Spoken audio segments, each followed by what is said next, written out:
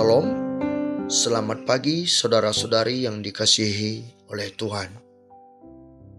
Sebelum kita membaca dan merenungkan firman Tuhan, marilah kita mempersiapkan hati dan pikiran kita dan memohon tuntunan Roh Kudus.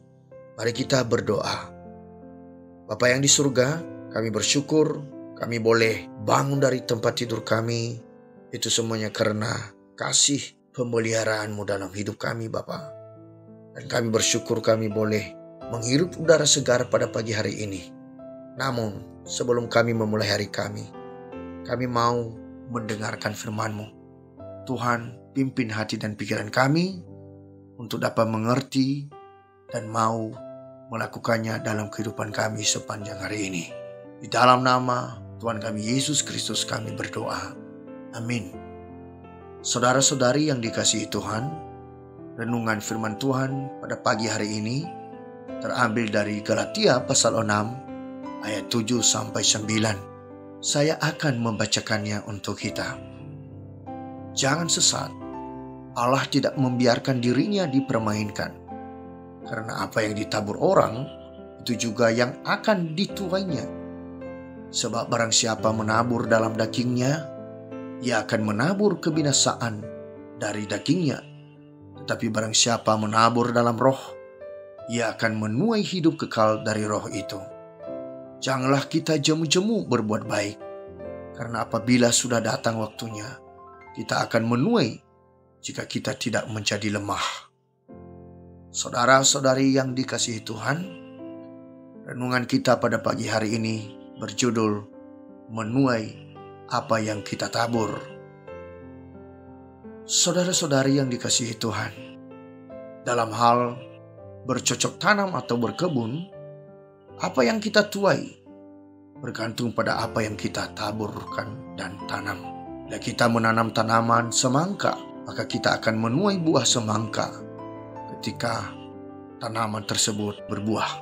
Pohon mentimun tentunya tidak mungkin menghasilkan semangka. Begitu juga dalam kehidupan kita.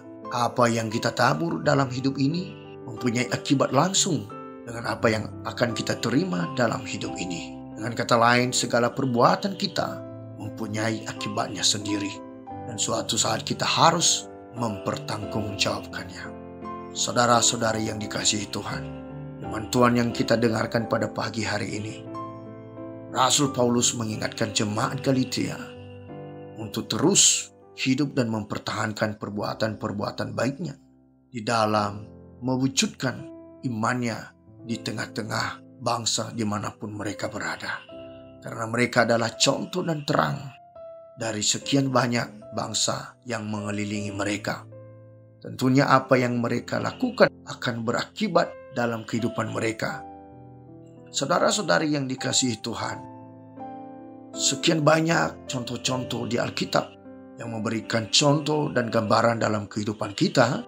Apa yang mereka tabur itu yang mereka tuai. Contohnya Raja Saul, dia menuai apa yang dia tabur dari apa yang dia lakukan ketika dia mengejar-ngejar Daud dan mau membunuh Daud, dan akhirnya dia dibunuh sendiri. Demikian juga Raja Firaun yang begitu kejam melakukan penyiksaan kepada orang-orang Israel, dan ke-10 tulah Tuhan telah mengingatkan dia untuk melepaskan bangsa Israel. Tapi akibat dari kedegilan hatinya, maka dia menuai kematiannya sendiri. Saudara-saudari yang dikasihi Tuhan, sungguh kita menuai apa yang kita tabur. Kadang-kadang akibat dari apa yang kita lakukan akan segera kelihatan. Di waktu yang lain, mungkin kita tidak langsung melihat akibat dari perbuatan-perbuatan kita. Misalnya sewaktu masih di bangku kuliah, kita tidak bersungguh-sungguh belajar, sehingga di kemudian hari pada saat kita terjun ke dunia kerja, kita mengalami persaingan yang berat dengan orang-orang yang telah bersungguh-sungguh belajar.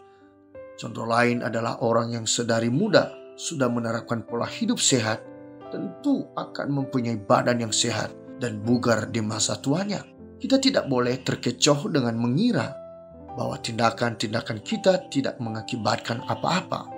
Jangan saudara berpikir bahwa kita tidak perlu mempertanggungjawabkan perbuatan-perbuatan kita, karena kita tidak tertangkap saat itu juga. Ingatlah, Tuhan tidak membiarkan dirinya dipermainkan. Ia melihat segalanya. Marilah kita melakukan apa yang menjadi kehendak Allah dengan hidup sesuai dengan firman-Nya. Karena apa yang kita tabur, itulah yang akan kita tuai. Demikianlah renungan pagi hari ini. Tuhan memberkati. Kita akan menutup renungan dalam doa. Tetapi jika saudara ingin didoakan secara khusus, hubungi email kami. Kerinduan kami agar channel ini menjadi berkat bagi banyak orang. Mari kita berdoa. Bapa yang di surga, kami bersyukur buat firman Tuhan pada pagi hari ini.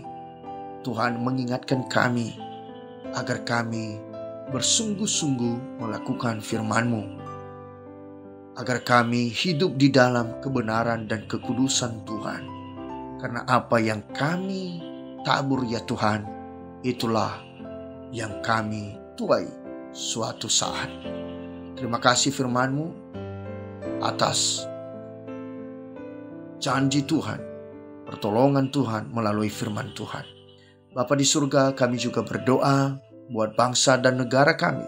Tuhan, Engkau memimpin para pemimpin kami, mulai dari pusat sampai ke daerah, agar dapat melakukan tanggung jawab mereka dan merencanakan program-program yang layak bagi umat Tuhan. Kami juga berdoa buat aktivitas kami dan studi kami sepanjang hari ini. Tuhan pimpin kami dalam melaksanakannya. Terima kasih Tuhan, di dalam nama Yesus kami telah berdoa. Amin. Saudara-saudari, mulailah harimu, kiranya kasih dan anugerah Tuhan senantiasa melimpah di dalam kehidupanmu, dan muliakanlah Tuhan di dalam setiap aktivitasmu, dan jadilah saksi hidup bagi firman-Nya. Tuhan Yesus memberkati. Roh Kudus menyertai kita semua. Sampai berjumpa kembali di renungan berikutnya. Amin.